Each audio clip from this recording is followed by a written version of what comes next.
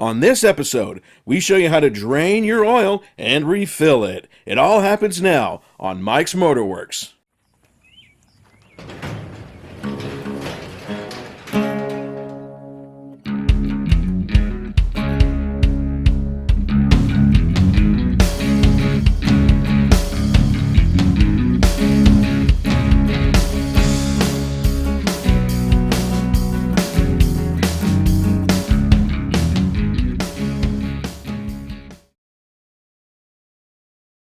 So here we have the underside of my Toyota Tacoma. Now, this is going to be very similar to a majority of rear-wheel drive vehicles. Okay, this is a longitudinally mounted engine. In other words, the front of the engine faces the front of the vehicle. The back of the engine faces the back of the vehicle. This is different than transverse. Okay, a transverse is your typical four-wheel drive where the engine runs left to right and then the transmission is right behind it, also running left to right, okay? Now on this engine here, on this side here, you can see that if I didn't have my little special oil spout, okay, I would have to go ahead and remove this pan, which is a matter of just 4 bolts, and then I could go ahead and remove that filter on top, okay? Nothing to worry about here. Now, this is convenient because this protection plate right here, all right, although held up by 2 bolts, right, I still have access to my oil drain plug, okay? Now, if you had a big system like this and your filter was on the underside of your vehicle next to your oil pan, then this would need to come off in order for you to access that. Now, I can't give you an all-use guide to pulling these off, but just simply look for your main bolts holding on your protection plates, and then just simply pull the plate down. Sometimes it'll come off like a door where it's hinged, and you just pull it off, right? Other times you just simply slides down, right?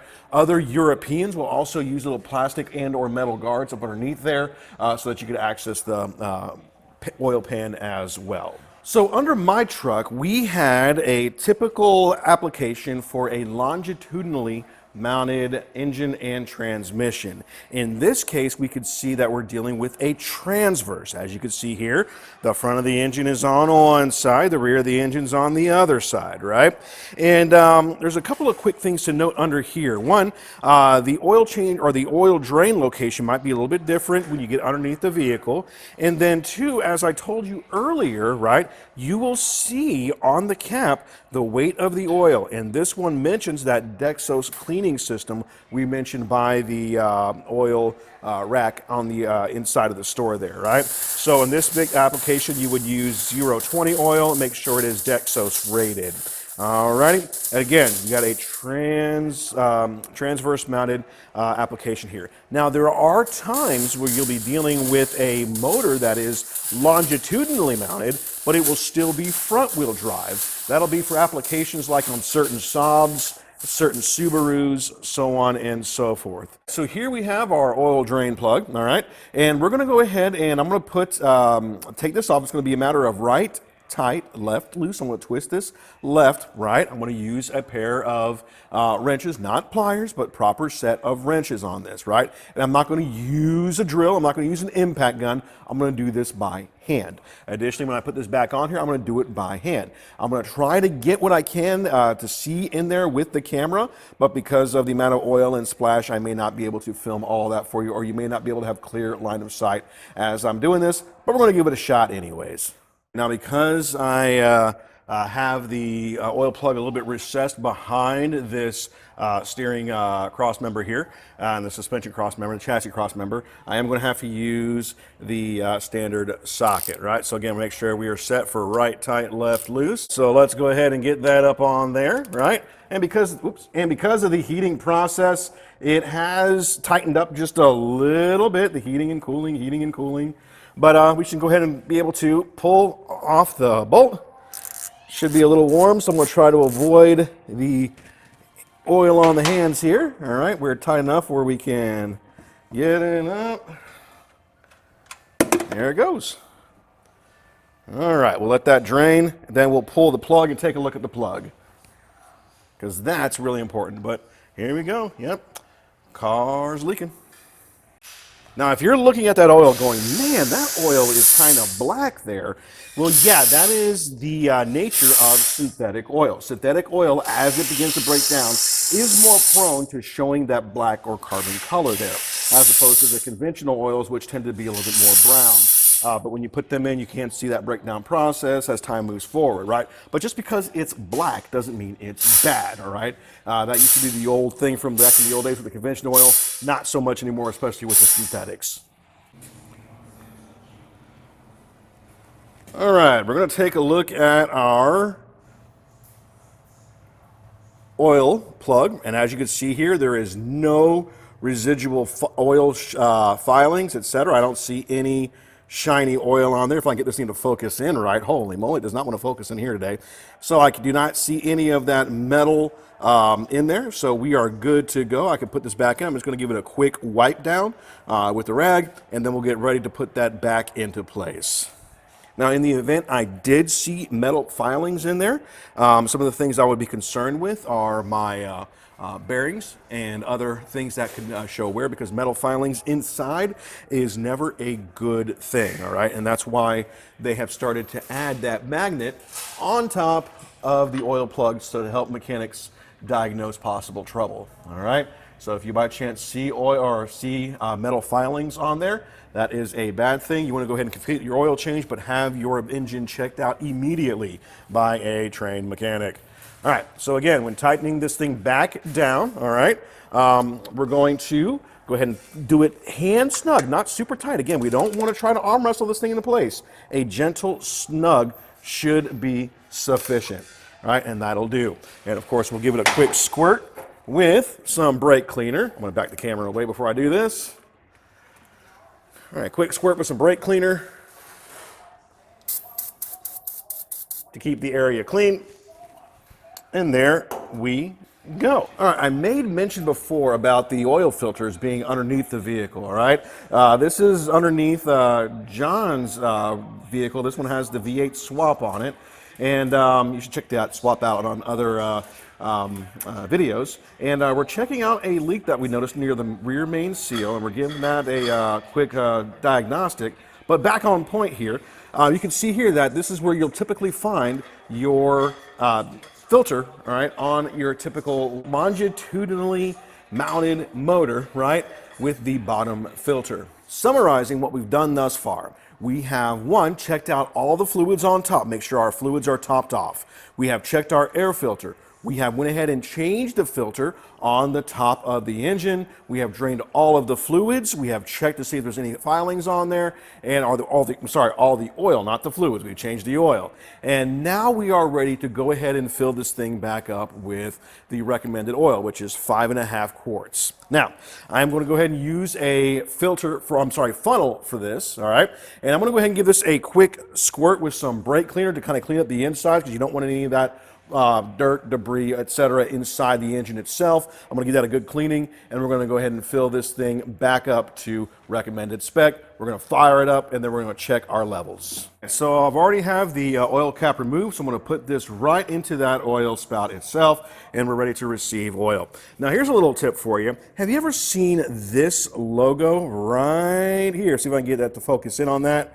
Right here on the quart itself. That means that, hey, this represents your hands, right? And that you're supposed to fill it up so you don't get the slushing and the splashing this way. Not this way, but this way with the big portion facing down, okay?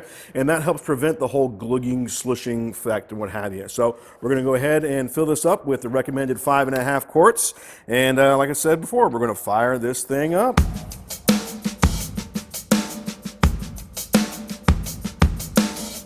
1/2 quart.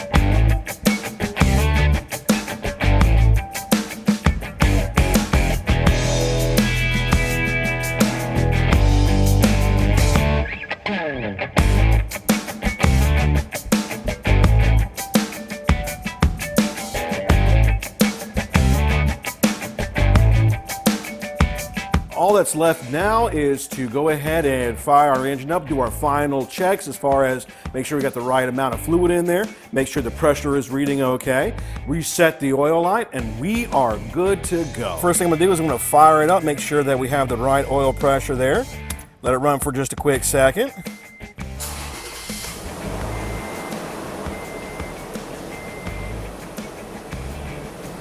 All right, that should be good. I'm also going to take this opportunity to go ahead and reset the oil pressure light on my vehicle. So I'm going to make sure that my odometer is on the actual odometer reading itself, not the trips, but the actual ODO, right? I'm going to shut it off. I'm going to press and hold the odometer trip button. And as I'm turning it back onto the run area, I see the countdown, and now I am back to 0000. Additionally, I do like to have my odometer be set at my oil change interval, which I do 5,000 miles for this particular vehicle. Every 5,000 miles, it gets an oil change. And I'm going to document that here in just a second on my document book. All we got to do now is just make sure that my oil level is reading properly on the oil stick, and we should be good to go. All right, so I've already pulled it, wiped it, put it back in there. I'm going to pull it for the final time here, double check here. All righty, and I can see here that, sure enough, on my reading area right here, I am showing right between the main dots. That means I have the right amount of oil in there. So at this point, I am good to go. I got everything rechanged, or I'm sorry, I got the lights changed, the service maintenance lights, and I am confident I could drive on this particular change for another 5,000 miles. So not the prettiest scene in the world over here, but this is something you might see at your typical shop. Now, as you can see, the containers on top are used for, well, floor changes, right? They hold the fluids. And you'll more than likely have one of these containers at your house if you're doing one of these oil changes in your driveway. More than likely something like the black one in the back there that'll have its own lid. Now, obviously you would put your old oil in there, right?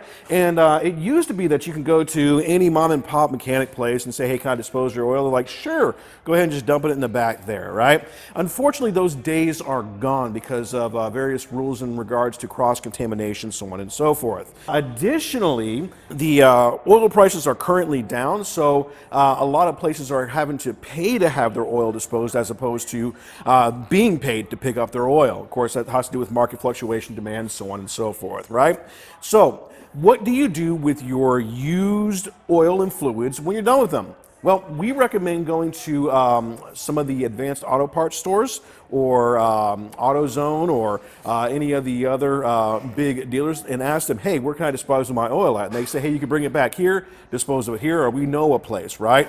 But unfortunately, you can't go to a dealership anymore or a mechanic's place and dispose of it there anymore, right? But it's good to know how you get rid of the oil and do it properly, okay? So keep that in mind as you are doing your oil changes and doing it from your driveway. And please, please, please do not just dump your old oil in your yard, all right? That contaminates the ground, the soil, so on and so forth. And that's just a whole nother world that we just don't want to get into. All right, hope you're able to do some of your own work using your own two hands.